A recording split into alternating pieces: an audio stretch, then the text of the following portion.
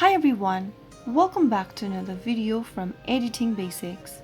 In this video, we will be learning how to add thumbnail or cover image on Filmora application using your mobile device. To add a custom thumbnail or cover image to your video can significantly enhance its visual appeal and attract more viewers. Tap open your Filmora application from your app drawer to get started. Tap on the New Project button from the home page and then go ahead and select a video from your device's camera roll that you'd want to edit. Once selecting the video, click on Import. Now make any necessary edits to your video such as trimming, adding effects, or adjusting the audio.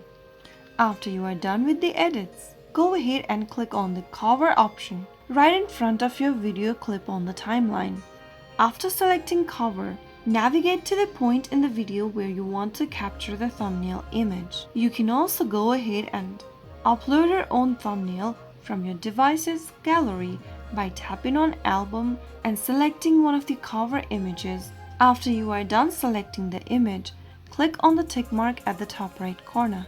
Finally, click on Export from the main timeline page at the top right and export your video by choosing one of the export options. That's how you can easily add a thumbnail or cover image to a video on Filmora. If you found the video to be helpful, go ahead and give us a thumbs up.